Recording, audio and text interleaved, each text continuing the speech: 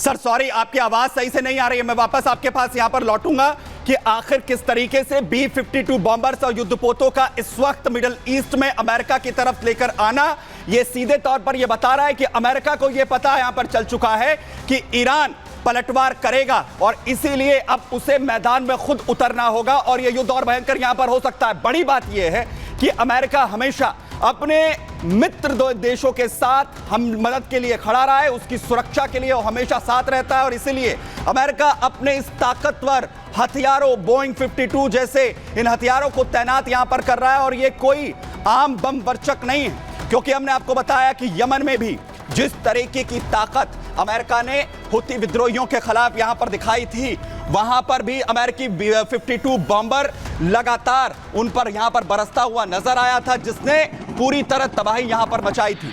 और अब मैं आपको बताने जा रहा हूं कि आखिर B-52 बॉम्बर जिसका जिक्र हो रहा है, ये कितना ताकतवर, कितना विध्वंसक है और दुश्मन इससे आखिर कितने डरते हैं। सबसे बड़ी बात यह है, दरअसल अमेरिकी B-52 बॉम्बर एयरक्राफ्ट को चलाने के लिए 5 लोगों की जरूरत पड़ती है।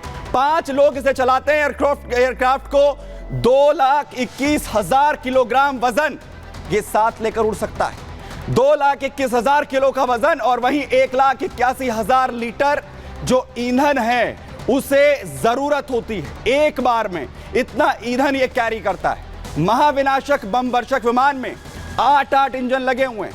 8 इंजन इसे ऑपरेट करते हैं और इसकी हाईएस्ट स्पीड जो है वो 1050 किलोमीटर प्रति घंटे की है।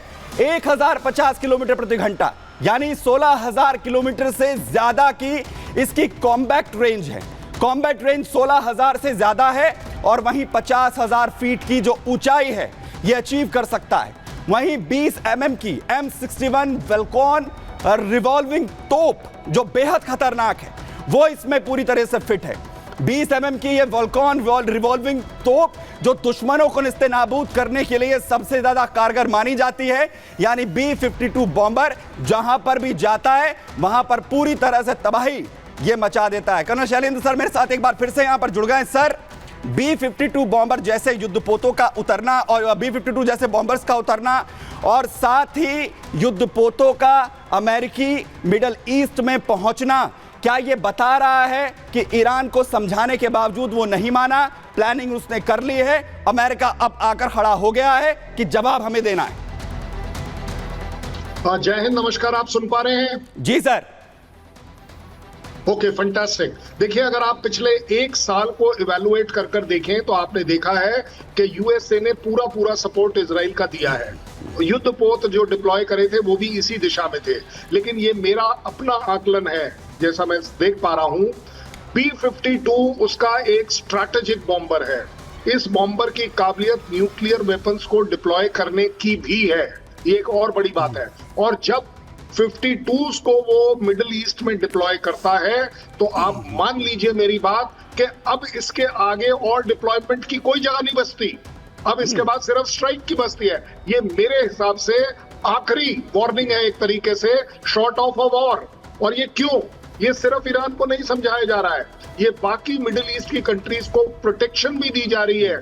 जहां पर यूएस के बेसेस हैं उनको एश्योर किया जा रहा है कि आप इसके बीच में मत आइएगा। इसी को डिप्लोमेसी बोलते हैं, इसी को प्रोपेगेंडा बोलते हैं कि आपको हम एश्योर कर रहे हैं कि इस लड़ाई में आप किसी भी हालत में ईरान का साथ नहीं दीजिएगा, क्योंकि हम यहाँ बैठे हैं, आपकी प्रोटेक्शन हमारा जिम्मेवारी है। यानी कर्नल शैलेंद्र सर ये कह रहे हैं कि ये लास्ट वार्निंग है अमेरिका की कि इसके बाद कुछ भी होता है मिडिल ईस्ट के अंदर तो वो विध्वंसक होने जा रहा है। सर आप बने रहिए मेरे साथ, मैं वापस आपके पास यहां पर लौटूंगा, क्योंकि मसला सिर्फ B-52 का पहुंचना नहीं है। 3 तस्वीरें आपको दिखा रहा हूं कैसे पूरी तरह से ईरान को घेरने की स्ट्रैटेजी मिडिल ईस्ट में तैयार की गई है। भूमध्य सागर में जहां पर अपने युद्धपोत यूएस की तरफ से उतार दिए गए, B-52 के अलावा अपने युद्धपोतों को भूमध्य सागर में उतारा गया है, लाल सागर में अमेरिका ने उतार दिया है, ओमान की खाड़ी में उतार दिया है। यानी B-52 ऊपर से यानी आसमान से अपनी ताकत दिखाएगा तो भूमध्य सागर की बात हो, लाल सागर की बात हो, ओमान की खाड़ी की बात हो, जहां पर पूरी तरह से अमेरिका ईरान को यहां पर घेरता हुआ नजर यहां पर आएगा। यानी मिडिल ईस्ट के अंदर अमेरिका अपनी पूरी ताकत यहां पर बढ़ाता हुआ नजर आ रहा है। लेकिन बड़ी बात यह कि मिडिल ईस्ट के अंदर आखिर अमेरिका की ताकत कितनी है, ये देखिए।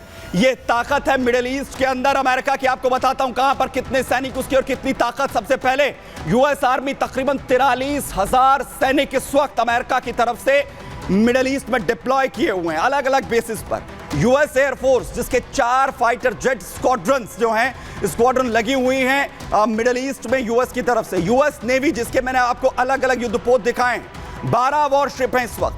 12 वॉरशिप्स अलग अलग जगहों पर पूरी तरह से डिप्लॉय हैं अपने दुश्मनों पर पूरी तरह से कहर बरपाने के लिए। मिडिल ईस्ट के अंदर ये ताकत देख रहे हैं आप अमेरिका की। मिडिल ईस्ट में आखिर अमेरिका कितना ताकतवर है, जिसके जरिए अपनी ताकत वो यहां पर बढ़ाता हुआ नजर आ रहा है। और वहीं बड़ी अपडेट आपको बताऊं युद्ध क्षेत्र से, जहां पर ईरान की तरफ से अमेरिका को खुली धमकी दी गई। खामनेई ने अमेरिका को धमकाया है, हमला किया तो मसल कर रख देंगे, खामनेई कह रहे हैं। क्योंकि अमेरिका मिडिल ईस्ट में अपनी ताकत जिस तरीके से बढ़ा रहा है, उसके बाद खामनेई बौखलाए हुए हैं। और खामनेई बौखलाए हैं तो वो आखिर कैसे अमेरिका और इजराइल को धमकाते हुए नजर आ रहे हैं। और बड़ी बात ये कि अगर खामनेई ये कह रहे हैं तो क्या अमेरिका अपने स्टैंड पर कायम रहेगा या फिर इसमें अब कदम पीछे यहां पर खींचे जाएंगे। क्योंकि सबसे बड़ी बात यह भी कि अब इस युद्ध में अगर ईरान की तरफ से पलटवार हुआ तो उसके बाद यह युद्ध आखिर किस तरीके से और ज्यादा खतरनाक यहां पर होता हुआ नजर आएगा। लेकिन ईरान को आखिर कौन बचाएगा? अमेरिका इजराइल के पीछे खड़ा है, तो अगर ईरान पर हमला होता है तो कौन उसके पीछे होगा? क्या रूस होगा या फिर किम जोंग?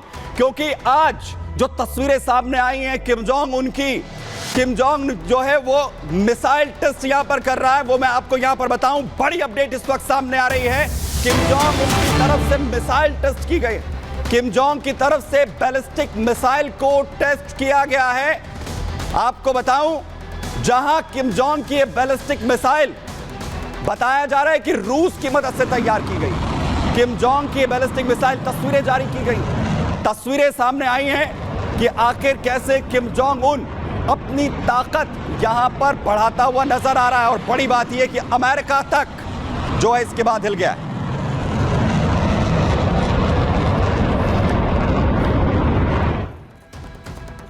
लेकिन क्या यह ताकत ईरान को मदद के लिए हो रही है या फिर यूक्रेन के खिलाफ जिस तरीके से सैनिक उतार दिए गए हैं? रिपोर्ट आपको दिखा रहा हूं।